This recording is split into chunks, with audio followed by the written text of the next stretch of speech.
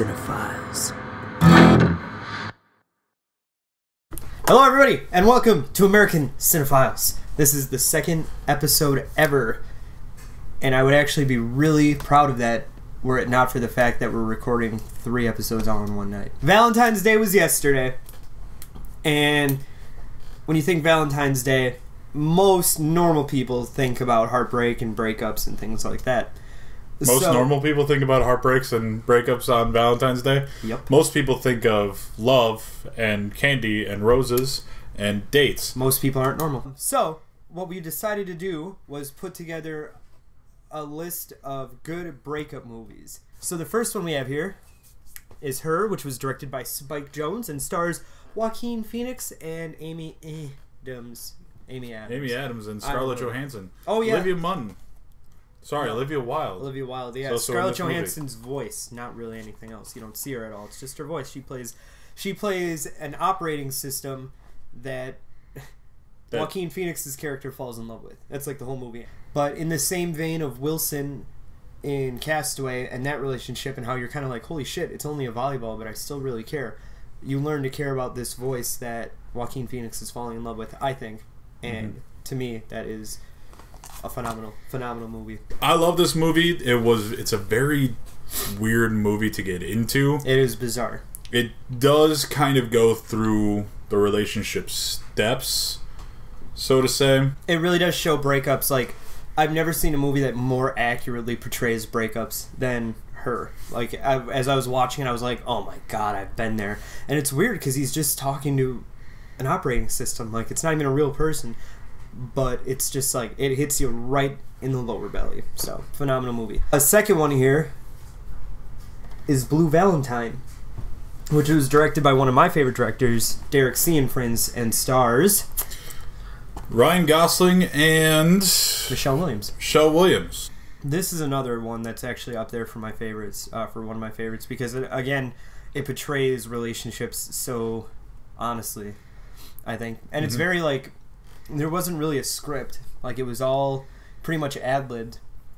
And the director, Derek Cianfrance, he kind of had the two actors like live together for like 6 months and get to know each other and whatnot. And it really, I think it shows a lot in the story and in their performances with each other. Yeah, if you haven't seen this one, I do suggest watching it, even if you're not going through a breakup, or hell, even if you're not in a relationship. Just give this one a watch, and you might learn something that you haven't ever learned before. And for our next one, we do have Forgetting Sarah Marshall. Kyle, have you ever seen Forgetting Sarah Marshall? I have seen Forgetting Sarah Marshall. It has been quite a long time since I have seen this movie. This movie helped me through 2 hard breakups, because it's another one where there's things that people who've gone through breakups they'll find familiar, but they put a funny spin on it. So every time, like right when you're like, oh, I've been there and it really sucks, they find a way to kind of make you laugh. Hell? Any movie that says like a guy like this can get dumped for being a loser and then get Mila Kunis, I'm like, you know what? I'm on board with that. And here's another movie where I have not seen yet. It is called, holy crap, Closer. Okay, well, Closer has an awesome cast: Clive Owen, Jude Law, Julia Roberts, Natalie Portman, and it's kind of like a love square, I guess it would be, because they keep trading off and stuff.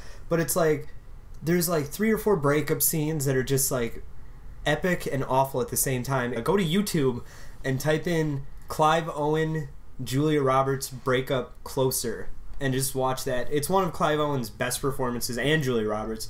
Everyone gives like an awesome performance, and it's just watching relationships crumble for like 2 hours, and it's actually pretty entertaining, mostly because of how great the cast is. It was originally a play that did really well, and then they made it into a movie that did just as well. So, very good movie. Next up we have is Secret Window. It's, again, we're coming into a theme here of movies I have not seen.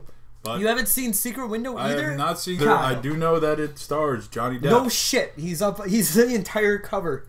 It's based on a phenomenal Stephen King story. The breakup, some of these movies, they're not like primarily about breakups. It's like, it's a key kind of aspect of the movie. This is about some guy that's stalking him. Johnny Depp plays a writer, but he recently had a not a very amicable divorce from his wife. And the whole movie is kind of how he's dealing with it psychologically. And it's great. The great setting. It takes place at a really beautiful cabin that Johnny Depp has in the middle of the woods. The villain, played by John Turturro. John Turturro. He is awesome in it, and the entire movie you're like, what the hell is going to happen next? It's very well done. Now our next movie, you have seen I this have one, right? seen the beginning of this movie. I borrowed it to you, and you said you watched it. I own Swingers. I have not seen it. Jon Favreau Vince Vaughn has a terrible breakup. It's like 6 months later. He's still like Vince Vaughn, in still my favorite Vince Vaughn role. Really? Tries to definitely. Really? You don't think Lost World is by far Lost superior? World? Steven Spielberg found Vince Vaughn because of this movie and cast him in Lost World because of Swingers, because they were using the Jaws theme song for part of the movie. So Jon Favreau invited Steven Spielberg to his screenings to get his permission to use the Jaws theme. And Steven Spielberg saw Vince Vaughn's performance. This is right when he was getting ready to do Lost World, and then he put Vince Vaughn in Lost World. Oh, wow. Boom. So yes, I like it even more than him in Lost World. Although that's probably a close second. Yeah. All great performances and makes you feel better. What would you say your favorite breakup movie is? Now that we've kind of gone through some of these, and these are only breakup movies that I own. There's probably a bunch of other ones out there that are good. I don't own them though. So out of the ones for the ones that we just went over, I definitely would have to say, for to get the real feels, Her. For the comedy aspect, I would say it is Forgetting Sarah Marshall. For me, if I'm going for like right in the feels, I'm gonna go with either Her or Blue Valentine, because I think they're both pretty much on the same level when it comes to showing and establishing a relationship and actually kind of making you feel for both characters and being like, oh wow, look, they're in love, blah blah blah. And then both films hold nothing back when they just like take everything from the characters. And I think they're both set up really well that way. So I'd say either Her or Blue Valentine. When it comes to comedy, it's definitely a tie between Forgetting Sarah Marshall and Swingers. I think are both really good. And that's it for us today, kids. We are American Cinephile. I'm Kyle. And I'm Nick. All right. We'll see you guys on the next side. I have to poop.